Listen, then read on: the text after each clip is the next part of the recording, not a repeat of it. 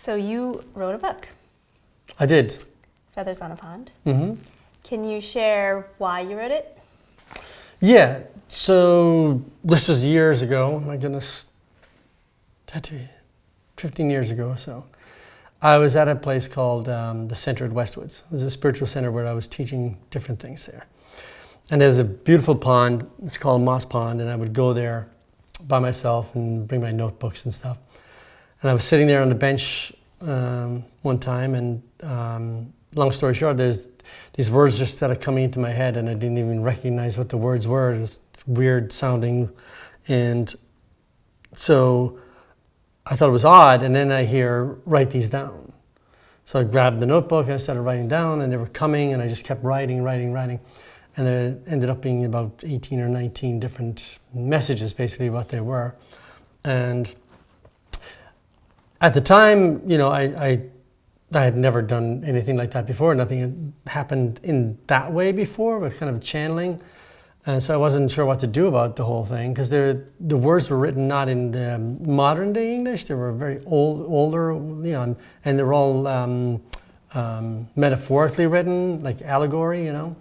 And so it was odd. So it's funny because my kids and I, we looked them up online to see, like, did I hear these before? Or are they out there? And we just could not find them. So it took me a long time to actually do anything about that. And then a time came, and it seemed like the right time, and I was guided to, you know, write a book about those sayings, about the messages.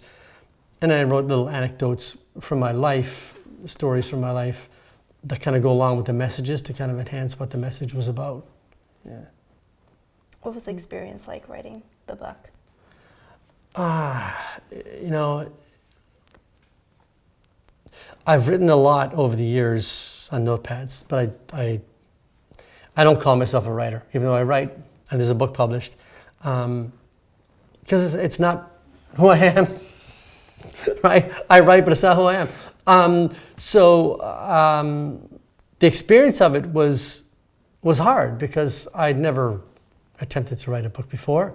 And the editing process was kind of grueling, because you're trying to find, for this book anyway, really trying to find the right way to describe the messages so people could understand them because of the way they were written, the way I got the messages, and then stories from my life that I was hoping would go along with the message. So it took quite a while to put it all together, even though it's a short book. Yeah. What does it mean to you that other people read it? To me, and the reason I'm writing this next book is that, again, like we were saying earlier, it's like I, as a teacher, if there's anything I can say or talk about that might help you just spark just the awareness in someone, just to try to seek more, or be aware more, that's the reason. It certainly isn't for fame, because I know that book is not going to be a bestseller or anything. You know, it's just that maybe some people will read it. I'll tell you, you know, an instance that happened because I was writing things in this book. I have 4 brothers. You know, they all live in Ireland. That's where I grew up. And there were things I was writing in the book that they didn't know about. And part of me was worried that, you know, if I write these things, maybe they'll get angry. I don't know how they're going to respond to it. And it wasn't anything bad about them, certainly, because they're all great.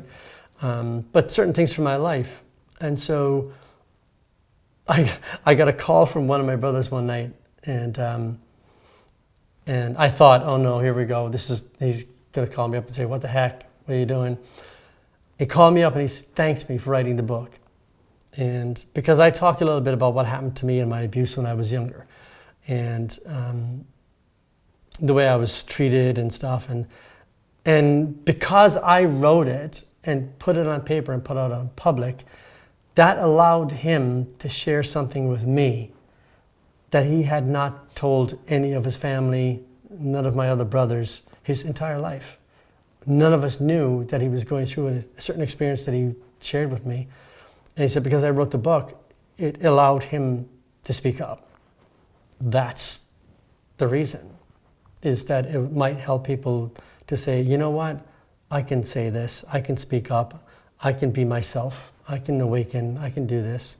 So if it helps people in any way, that's why I write it. Yeah. Wonderful. Okay, move on to the next All right. question. So you mentioned that when you were younger, you experienced abuse, and you have worked through that. Mm-hmm. Can you speak to that process and like how others can work through, trauma and traumatic experiences? Sure. So yeah, I was abused when I was a child by women, and so I didn't tell anyone till I would think it was in my early 50s when I told anyone. And long story short, it came up for me because I was experiencing. Well, I observed something that sparked this thing, awakened me, and then the whole thing from back then, because I had pushed it way down, that whole thing just came alive in me again, and it was almost like I was re-experiencing what happened to me back then. So it was a rough time. And like I said earlier, I'm the kind of person that I push into things because I want to get through them. I want to get to the other side. So I pushed to, just like everything else that I looked at through meditation about myself, I wanted to get to the root cause. Why is this? Why am I like this? I need to change this. How do I do it? So I did that throughout my life. And when this came up, I was the same way. Okay, this is something that happened. This is how it's affecting me. How do I get through it? How do I get beyond it? Because in my awakening, I realized, that what happened to me isn't me. I knew that because of my experiences with awakening and meditation. I knew, okay, this happened to me. It's not who I am, right? It's just an experience, but it is affecting me. How is it affecting me? Why is it affecting me? How do I get beyond the effects it's having on me? So through meditation and practices that I had, and I found a really great therapist who was open to my meditative practices, and so we worked together through it, and in 8 months we had licked this thing. Because he actually said to me one day, he said, I've never met anyone who was so open and honest about things that happened. I'm like, I know it's not me. Mm-hmm. That child wasn't me. The adult that's telling you this is not who I am. It's just the humanity and all this stuff. So I just need to go through that process and eliminate this from the energy of my humanity. And so we worked through it really, really quickly. And I'd say, the thing I would say to anyone that's been through abuse or trauma or anything like that is if you can recognize that all the things that happen to you, they're not you. They're not you. It's the human stuff. It's the human experience, and we carry these energies within us, but it's not ultimately who you are. And if you can separate that, the human experience from who you really are, and recognize that this human stuff really has nothing to do with me, so I need to move on from this. People have said to me, I'm sorry you were a victim of abuse, and I would look at them right away and say, I am not a victim. I said, do not put me in that box. Right? Because if you put me in that box, now I have to live my life as the victim. I said, I'm not a victim. I said, something happened. It's an experience I had. I need to work through that experience and know that I should not let this affect me. The way it affects you is that, because, if I give a talk, right, and I'll ask people, what did you have 2 years ago on Friday, the 13th of June for breakfast? And of course, nobody can remember that. How are you going to remember that? Why can't you remember that? But you can remember the trauma. Because we're making an emotional bond to it. There's an emotion there that happens, right? And that emotion is what bonds us to the experience, right? And so now that emotion gets carried around with us, and we try to push it down, but it's always there. And when it comes up, now it takes to deal with it. So it is removing the emotional bond from the experience. Emotions are just chemical. Emotion is actually a chemical that's released from your brain that makes your body feel a certain way, right? You think, you're sad. The brain says, okay, here's the chemical so you can feel bad. I'm angry. Here's the chemical so you can feel angry, right? So in breaking the bond, what happens then is that now I can go back, think about the exact experience that I went through, and never let that chemical release from my brain. So I never have to feel that again. You can't deny. Trying to deny it happened in your life, it's silly, because it happened. So it's not about denying it happened, it's understanding it happened, realizing it's not you, it's not who you are ultimately, and breaking the bond of it. And now you can move on from it. Now it's just another cup of tea. Mm-hmm. Yeah. You mentioned that it was into your 50s that you were able to address this. Do you think that... Well, not able to address it. It just came up that time because of something I was observing. Yeah. It wasn't even in my mind as anything because I had repressed it as a kid, you know?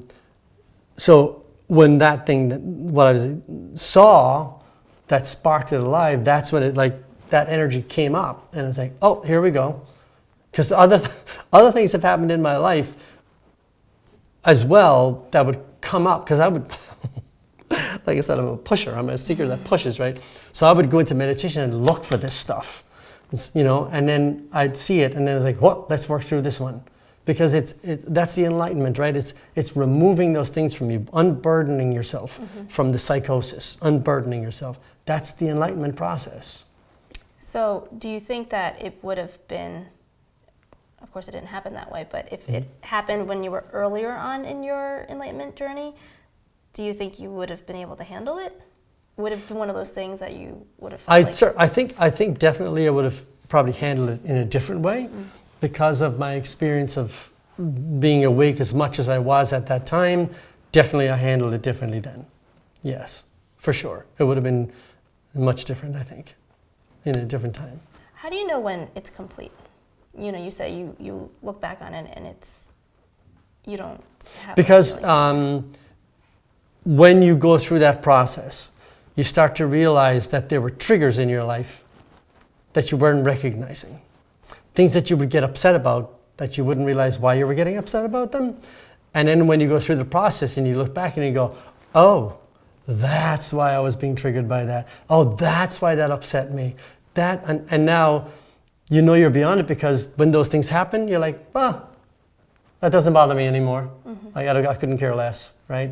So then you know that, you know, it's not affecting you anymore.